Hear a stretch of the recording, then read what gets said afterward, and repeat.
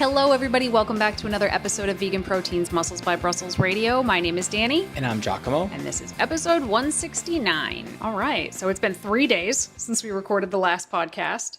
Look at us, like 5 days ahead this time. Very exciting. But not much has happened in between then and now. Although I did somehow dodge a stomach bug. So when the kids were here last weekend, poor little Des was throwing up all night. Yeah, and your mother called him out and she said, "You're faking, you're not sick," but I could see like some part of her, she was like thinking he really was, but we weren't sure. That was probably more wishful thinking than anything. So true. He was sick all night, but everybody else felt fine. So we were like, okay, maybe he just had a little food poisoning. He was fine the next day, like a 12-hour thing. The following day, Daisy started throwing up. And then my cousin who was here got sick, and my uncle got sick. And I was sitting there on Tuesday morning, just like, no, please God, no. I woke up with the worst headache all day. I was like, is it going to happen? Is it going to happen? And didn't happen. And then 𝐬𝐿𝐿 was like, want to go to the gym at 7 p.m. tonight? And I was like, oh, that's late, but okay. So we go to the gym, get all our stuff out of the car, walk up to the door, and there's a sign on the door saying, the gym will be closed until May 1st due to a burst pipe. So what a sane person does is they go to the gym that they have a third membership with and they train when there's only 20 minutes left to train at said gym, and they hightail it there. That's what I did. What did you do, Danny? That was an omen. That was God telling me that I was not supposed to train that day. So I was like, yep, nope. God is stopping me from having an episode in the middle of the gym that will require me to move to another state. Yeah. But anyway, dodged it. All I ate that day was like simple carbs though.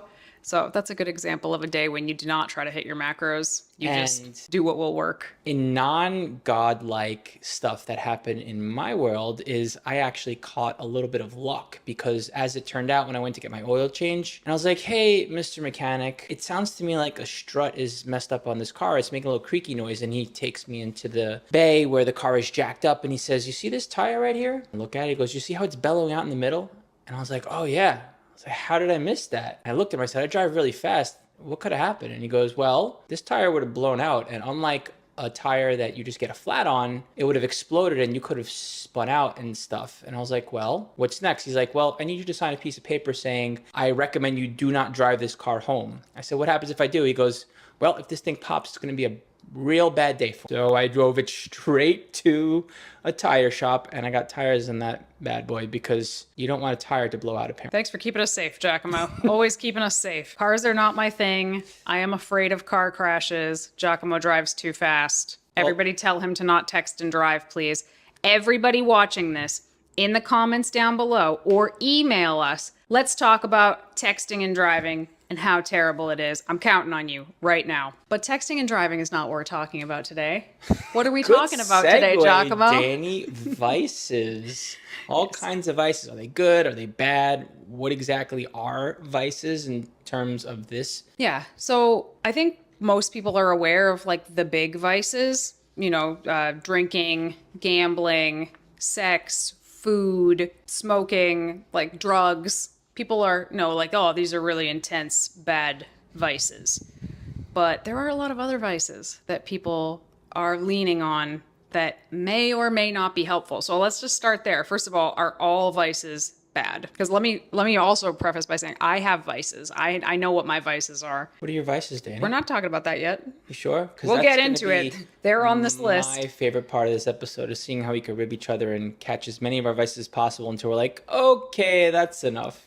But everything in moderation, right? Is that your answer to the question? No, I'm not answering the question. Vices are things that you do. You probably don't want to do all the time or do too much of, but a little bit of said vice, like watching, 3 or 4 episodes in a row of your favorite show, could actually be beneficial in some way. It's something that you don't normally do routine-wise, but you decide, okay, I'm going to do this thing, whatever it is. Yeah, we all engage in some little things every day that they aren't actually a problem. And I think that that's the key point, right? For example, although I don't recommend it, some people can go out and have a drink here or there and they get to enjoy time with their friends and relax and de-stress, and it's really, no harm, no foul, right? Some people can't do that. Some people end up going out and having drinks every day and spending a lot of money and, really hurting their health, et cetera, et cetera. That would be not good. So I think for me, the line of like when does a vice become problematic largely comes down to how much is it interfering with your day-to-day life. Are any major areas of your life suffering because of that vice? How do you even gauge that? Depends on what it is. Well, let's give an example and break it down. Examples of it interrupting your daily life.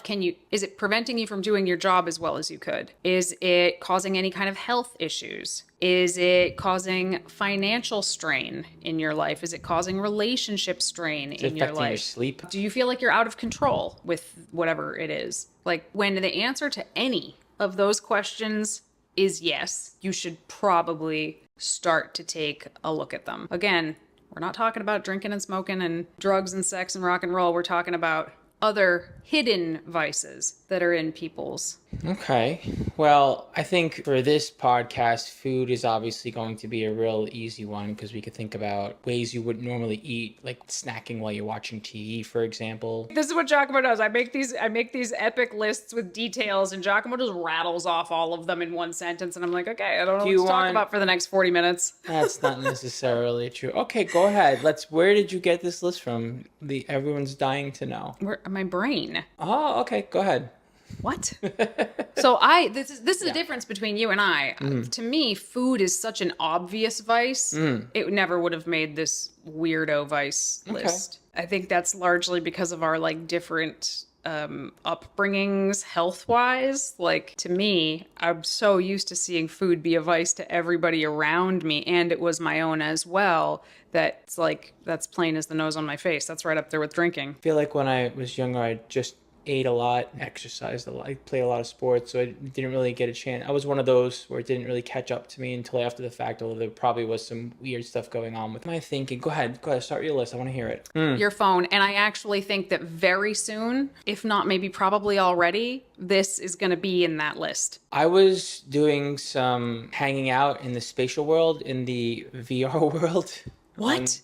My Oculus. Okay. You were hanging out in the VR world in an episode of The Black Mirror. Right. But what I found was, and I'm kind of wondering what this looks like on more sophisticated devices, but like if for those of you who don't know what it looks like in virtual reality on one of these newer age devices, you can do this thing called pass-through where you can see what's going on around you through the VR headset. And I was looking at my phone through the VR headset. Ooh, could I see this? And rather than judging or thinking about whatever, I'm thinking about the possibility. So I don't know if the look on your face, you look a little... That's terrifying. I think the idea cool. of you wearing a VR headset but still looking at your phone. What could possibly go wrong? I don't know. See, 𝐿𝐴𝐽𝐻𝐾𝐿 was like really excited about this stuff, like the new VR world that's coming. I'm ready. Bring it. I picture like dystopia.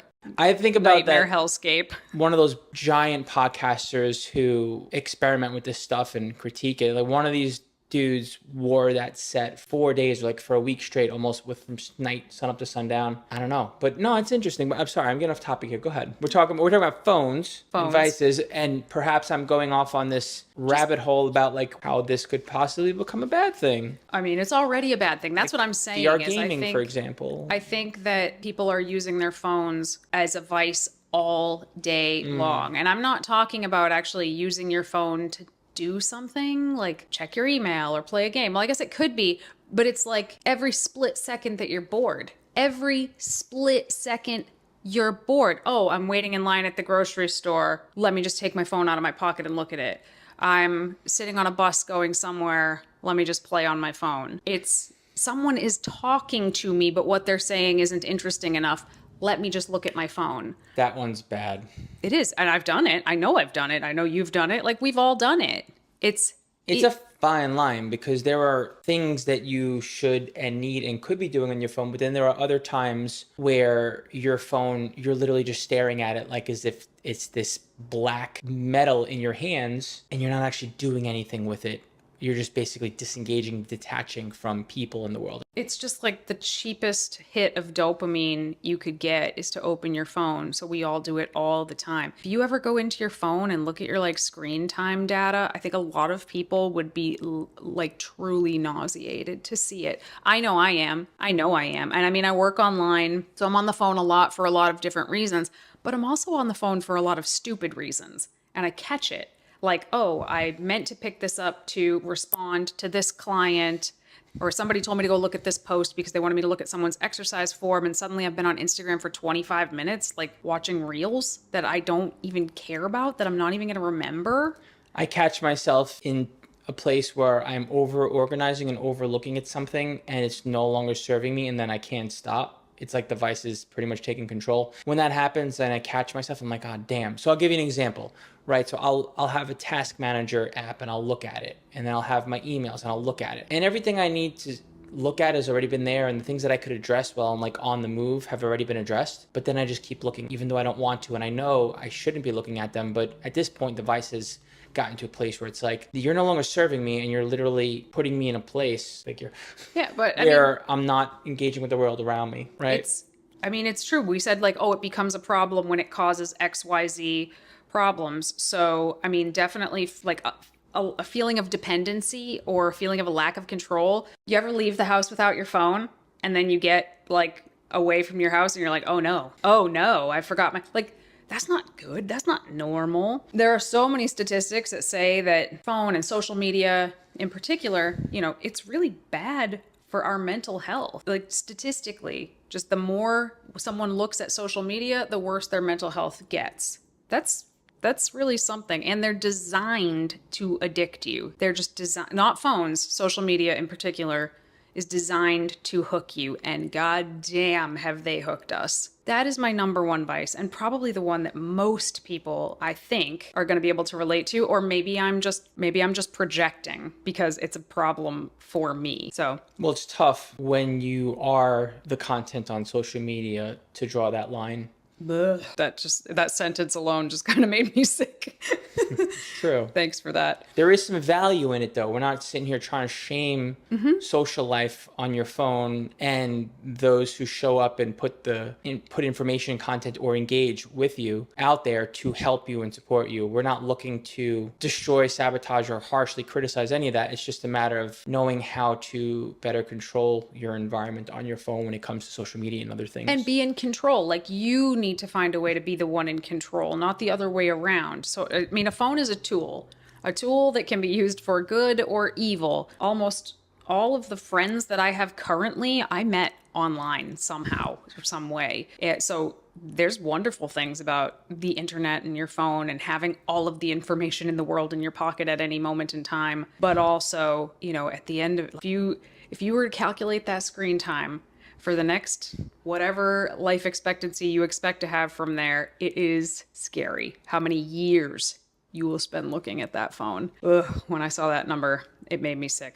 So that's my first one. Got another one? Oh, I have like 10, I think. The next one is caffeine. I am a big fan of managing this device, failing to manage it well, and also leaning in on it much more so than you, I think, on all three fronts, actually. Caffeine is useful.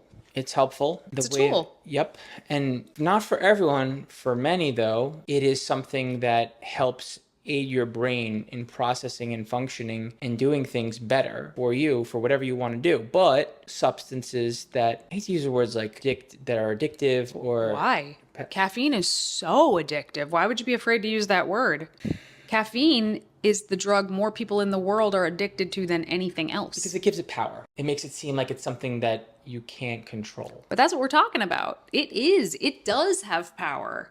How many times have, like Vegan Strong, for example, when we're on the road and we wake up and we're usually in a hotel or an Airbnb, a lot of us in the mornings like cannot go. I just said like for like 8 times in a row. A lot of us cannot go to the venue until we get coffee. Like, we cannot work until we get coffee. Not me, because I don't drink coffee, but I have been that person before. So there's a dependency. There's a huge dependency. And, you know, so that in and of itself, I don't like to feel dependent on things. Great. I'm the same way. I am dependent on some things. Luckily, caffeine's not one of them. That's one of the signs of is this a problem? Is this actually a problematic vice? And then the other question is someone having so much of it that it's hurting their health? Well, that's where the addiction comes in, because when you find that you can't pull it back and you find that more is not helping, it's actually keeping you the same, or maybe even in your quality of life worse. Like when you cross that threshold, the 400 to 500 milligram worth of caffeine threshold, once you cross that line, and you need to just to have the same effects that are beneficial, and the effects that are negative start to outweigh the beneficial effects, and you can't pull it back, then you're like, oh crap, this is addictive. And there's that trade-off where you don't want to compromise what caffeine is doing to help you out for a couple of weeks, just to like give your body a break and give your brain a break, which that's when it becomes. Yeah, I think that, again, I do think caffeine can be a useful tool, but a lot of times folks are having health issues, I guess, without even realizing that it is directly connected to their caffeine intake. They're not sleeping well. Their stress, anxiety is through the roof. They are constantly fatigued. They're exhausted. There is no amount of caffeine they could have that would make them not exhausted, but they're still like jittery and anxious. It's, you know, their stomach is all acidy and upset. It can absolutely be a problem. And then the kicker is when you try to walk it back, when you try to walk the amount of caffeine you're taking in back, you feel like garbage. Well, in some ways. In other ways, you can tell that your body's healing up. But you're so tired. And you also know that should you go back, which most people do, that the caffeine is actually useful again without as many side effects. Robert tells this story in some of his talks, so I don't feel like I'm outing him here. But Robert Cheek actually is a lifetime drug-free, drink-free person. He's never took a single puff of a cigarette or a single sip of a beer, nothing. Robert has done nothing like that in his whole life, which I think is amazing. But one day he realized that he was drinking like 10 yerba mates a day. And I don't even think he realized at the time when he started drinking it that there was caffeine in it. And he was drinking so much caffeine via yerba mate that it was a problem. He was spending so much money on it. I know this sounds funny. Like if someone's ever had like a hard drug problem, it sounds funny that yerba mate could be a thing, but he was spending a lot of money on it. He was having health issues from it. He decided to stop, and he swears like he literally laid on the floor for like 2 weeks straight because he felt so bad. He also, I think, cut it cold turkey, but that's just one example. I remember stopping drinking coffee when I was like 16 or 17 years old, and I felt like I wanted to die. The caffeine headache was so bad. The first time I tried was in like my early 20s for like a year or two. You're Italian. You guys put coffee in your milk for babies. We sure do. So what do you mean you tried it for the first time when you were 20? No, stopping. Oh, stopping. Gotcha. Silly me. I got that backwards. The headaches are brutal, right? Mm-hmm. So when you say, oh, I don't want to use the word addicted, no, that's what it is. That's what it is. Right. Are we relying on it too much? That's a question for every single person individually. I'm not saying stop using caffeine entirely, but, you know, just ask yourself, like, am I leaning on this too hard right now? Mm-hmm. Are there problems coming? Hidden vice. The next one that I have here is procrastination. Oh, this is a toughie, because you can justify procrastination if what you're needing to do, you are procrastinating on by something else that you also... Or, yeah. 𝐬𝐿𝐫 does this. He does it all the time. But you can't say anything because what is he doing instead of the thing he needs to do? He's cleaning. He's like cleaning the house, which is amazing. I don't want to stop somebody from cleaning the house, but also you really need to be doing this other thing. How about when we were running Plant Built like 8 or 10 years ago, and we had an entire team of like 30 people waiting on us, and I was building a real life cardboard cutout of the first world of Super Mario Brothers for like 50 hours inside of 3 weeks. That was procrastination. I don't even know what he's talking. I must have suppressed this memory. Really? Oh yeah, I don't remember it at all. I even think we had friends over looking at what I was doing, and they're like, dude, shouldn't you be working on Plant Built? I'm like, I'm just really enjoying this feeling of Plant Built while I sit here with a cardboard cutout of one of my favorite video games, and I spent an exorbitant amount when I probably should have spaced that out a little more. That was bad procrastination. I'm capable. Yeah, and a lot of people use procrastination as a way to delay something that they think is going to be uncomfortable. But of course, in doing that, there's a good chance it's going to be harder and more uncomfortable than if they had just done it, with an exception. What is something that's an example of you procrastinating? I'm curious. Having a hard time thinking about this. Yeah, I definitely procrastinate in some ways. Let me give the caveat. Different though. The caveat, the one exception. Folks with ADHD absolutely procrastinate, no question, but actually seem to perform better with tighter time frames. So one of the things you could do if you're that person is give yourself like a false deadline, or have somebody else give you a false deadline. Like, this needs to be done by this time. Because if it's a short period of time, you'll do better than if it's like, okay, do this in 2 weeks. Then a lot of times folks with ADHD will just wait 13 days and then do 2 weeks worth of work in 1 day. Dang, that seems like a mean little trick. Yeah, but it's effective.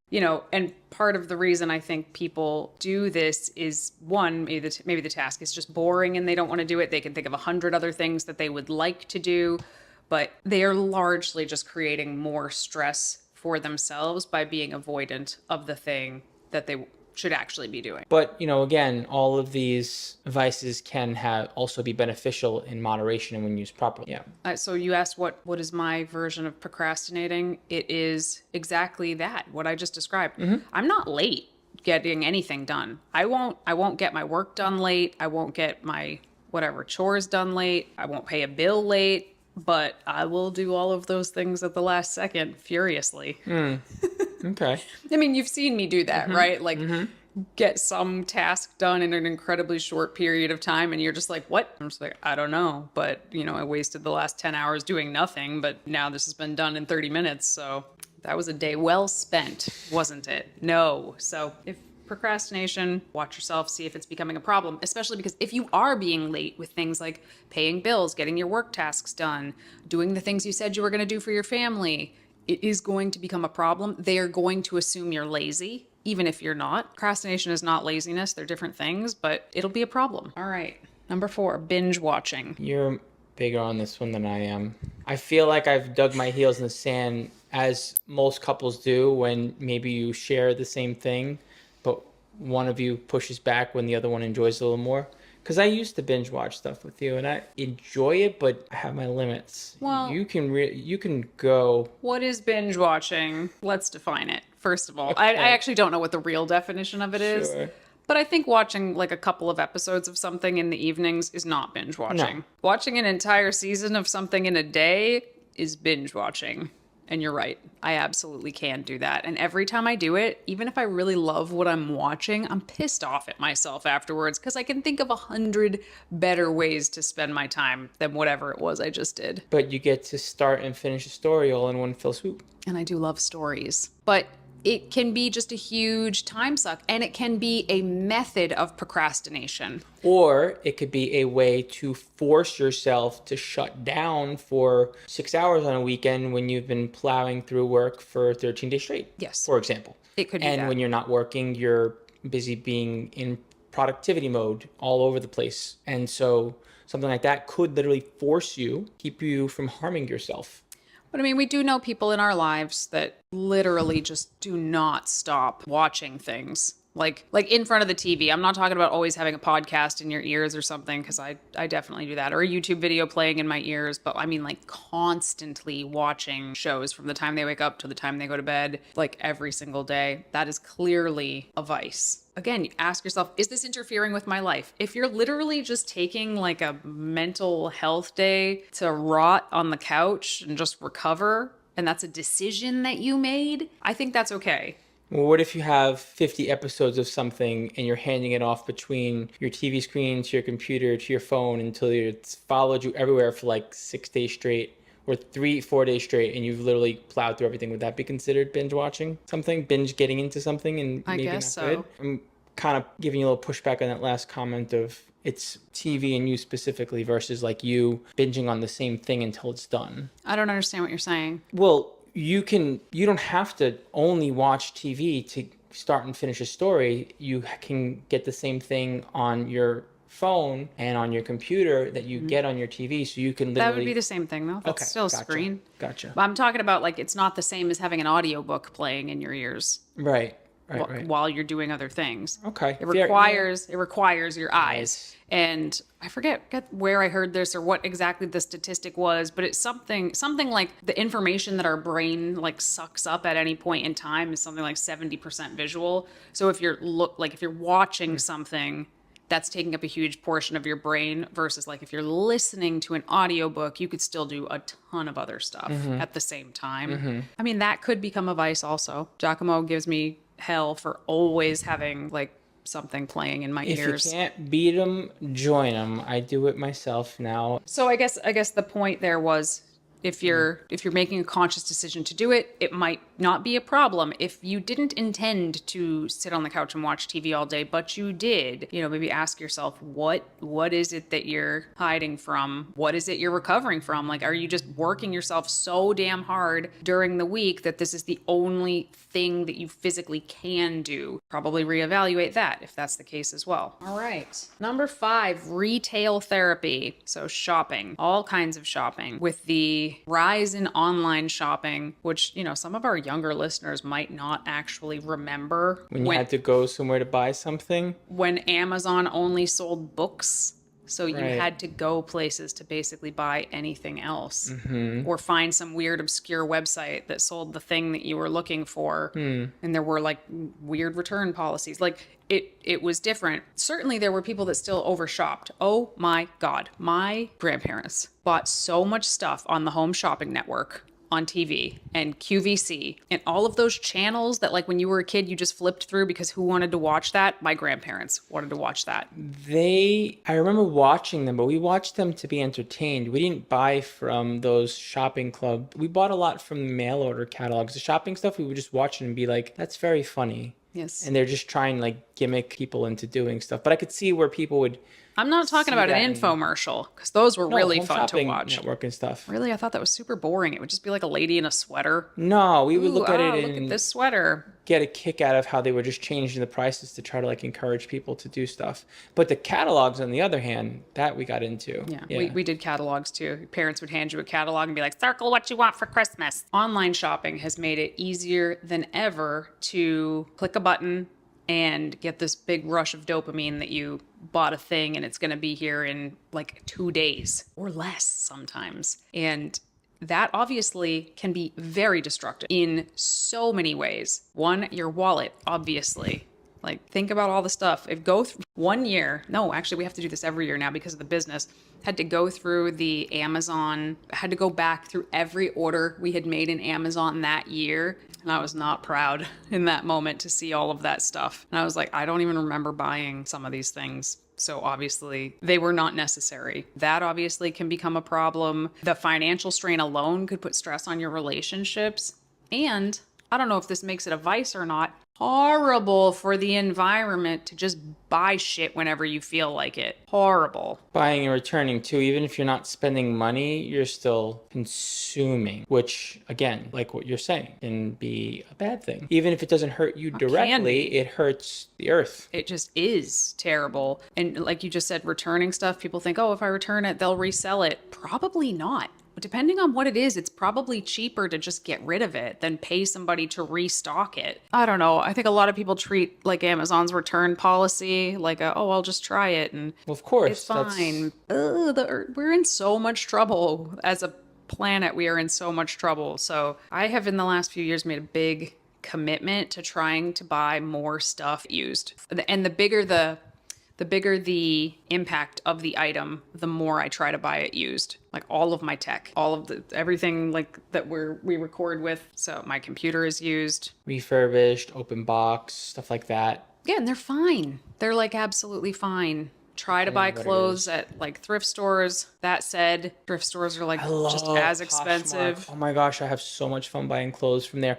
One, you can get the stuff that you love that's usually very pricey, super cheap. And you can just shop for pretty much anything and you get to support all kinds of people that are reselling. It's actually a lot of fun. Poshmark is my jam. I hate buying clothes, period. But clothes are probably the worst category.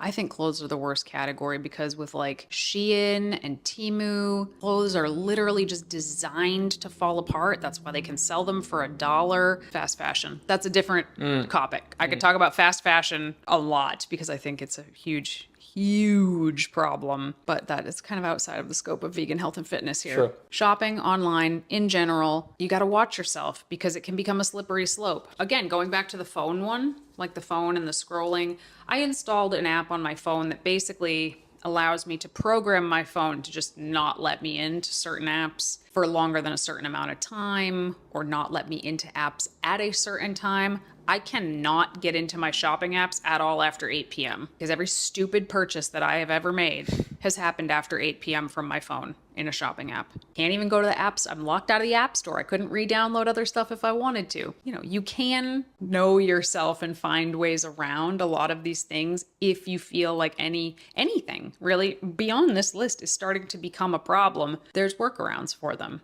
And it's better to catch them before they're a huge problem because then it's a lot harder to fix. The next one is staying up too late or just neglecting your sleep in general. Right, because you could also wake up super early, for example. Just basically the time that you should be dedicating to sleep. All right, I think staying up too late is the common one. You're the only weirdo I know that gets up at 3 in the morning. Not true. It is. It absolutely is. Okay. But staying up too late, I mean, how many of us have done that? Like the day is over, work is done, nobody needs anything from us and the world is asleep. Why would you want to waste that time with your eyes shut? You might as well stay up and enjoy it, right? No, because the next day is going to be so much crappier if you got a bad night's sleep. But I understand why we do it because I am so prone to doing this. If I don't force myself to go up to bed at like 11:30, I could stay up till 3 in the morning, like easily. They call it, something recently. It was like rage procrastination or revenge procrastination. That's what they call this, the staying up too late, because you're so like resentful that people need you all day. Like the world needs so much of you all day long that when it's nighttime and nobody needs you anymore, you get your revenge. You get your you time back and you stay up really late, but it will mess you up very quickly. Well, yeah, you're losing out on sleep. Your routine gets thrown off. You start to have to catch up with stuff and you're playing that slippery slope kind of game where you're losing time and your responsibilities are piling up. And your health will take a hit. Your health will absolutely take a hit. Just a few nights of crappy sleep. For certain periods of time when there are deadlines or big things happening, or for certain periods of time where you're just in the mood for a little whatever. What's so funny? Why are you laughing? We could have called this podcast Danny and 𝐬𝐿𝐫 justify their vices. Yeah, I can hear what he's doing right now because, yes, of course, there's times where you have to work harder, but that brings me to my next one, which is overworking. Like being a workaholic as a vice. As a vice. As a vice. As a vice. Right? Yeah. So just because. I mean, a lot of people have jobs that demand a lot of them. I get that. Our jobs demand quite a bit of us. There are some people who, for whatever reason, they either can't shut it down, even though they could. Like, they don't have to be still working. They could shut it down, but they, like, can't get themselves to do it. That's just, like, a weird addiction going on. But there's also a lot of people that are working well beyond what they have to avoid other areas of their life, to avoid maybe their family, to avoid maybe their spouse, to avoid housework or whatever stress is going on at home.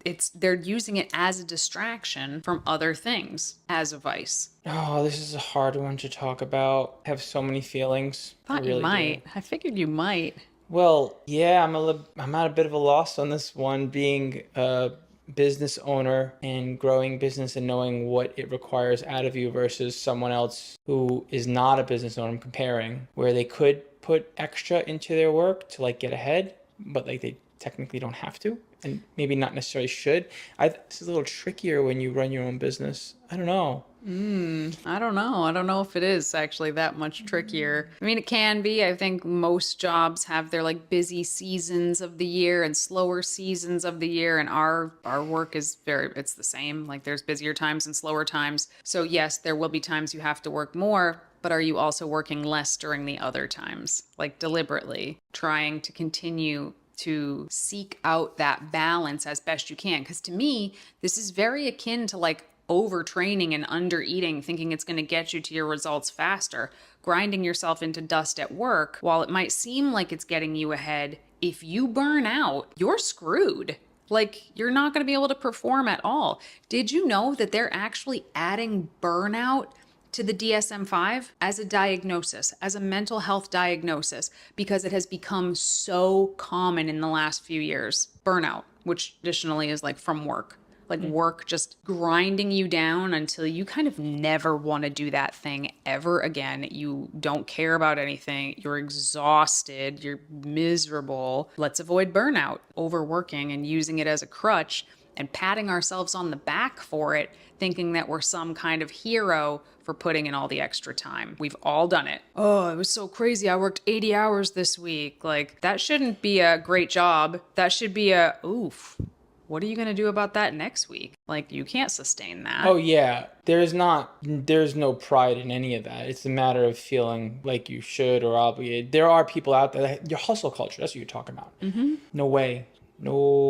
Yeah, unless you're just so far into it that now there's no turning back. You're like past the whole hustle thing and now you're just too far gone. And this is why I say it's easier if you catch these things early, because if you catch them early, you can kind of nip them in the bud before they become a big problem. If something is a big problem and you're like in too deep and now you can't stop, that's going to be much harder for you to come back from. And unlike some of these other things, online shopping, like theoretically, you're going to spend a lot of your life at work. Just normally. We're talking a third of your life without doing any extra will be at work. That's a scary statistic if you want to do like, oh, I don't know, anything else with your life. He's gonna disagree with me all day on this. Probably. The last one that I see in our audience a lot, and I almost didn't even know what to call this, was over planning, or sometimes it can be called an paralysis by analysis. I actually don't think it's that. I just think it's over planning, like spending all of your time on the thinking and the planning and the getting ready for whatever it is, but never actually doing the thing. Or almost as bad, doing a thing, but having been so hung up on the planning aspect of it that you're not even present for the thing you wanted to do in the first place once you actually do it. Because you just planned so much and you can't even get into whatever it is that you plan for, like a party for whatever, a project. That happens too. I don't really see that happen as much. I do see people obsess over reading about the perfect nutrition timing for pre and post workout and exactly what kind of bicep curl they should be doing to hit the brachialis better. Like, I'm talking like down to the finest details. Right. And it's like, what are they doing? Yep. With their nutrition and their training? Nothing. Yep. Nothing. But for whatever reason, this planning, and I think a lot of us have felt this to a smaller degree, like who has ever gotten a planner at the beginning of the year and been like, this will fix me this year, right? That feeling of sitting down and planning out your year and being like, yes, I have got it. But, you know, planning a year is a lot. You got to go back to it over and over again. But most of the time we don't, like, revisit the goals we set at the beginning of the year. So if you've laid everything out and you've spent so much time and made such a concerted effort to plan everything out, without the follow-through, you're left with just a bunch of time spent planning. But like, why do people do this? Because while they're planning it, their brain is almost getting tricked into thinking that they did it. You know, it's like they get so much joy out of the act of literally planning it that they almost don't have to do it. I see it happen a lot in the fitness community specifically. Well, in the bodybuilding community too, because bodybuilders are such, everything is uniformity. But they do it. Yes, but there's limits to what you can do when you approach everything like that with like an extreme amount of discipline and order and habit-based kind of, when you can't see past yourself, can't get creative, can't look at something for what it is and pivot, and you're just stuck like with like fitting things in boxes, limit to that. That could actually go wrong. It could go terribly wrong because you could just wind up getting in your own way when you should actually be doing something. I feel like there is a limit. I think that's why it exists. I mean, make plans and God laughs. That's what they say. You can lay the best plans out, but stuff can happen and they can have to change. But I think that is eons better than just planning something. I mean, some people plan their diets for years before they, and I am not exaggerating. I sometimes get instant messages on Instagram from the same people I've never actually worked with. I'm just a nice gal and I will answer questions when they are sent to me. But I will get messages from the same person for years and they are basically asking the same question every time because they haven't actually made any progress on that thing because they haven't actually done yet. And that's always really sad to see. It is. So yes, the planning is important. I am a planner. I love planning. Same. But you gotta execute. Yeah. You have to execute. Better to execute it terribly. Better to execute it at 30% than have the perfect plan and do 0%. Yep.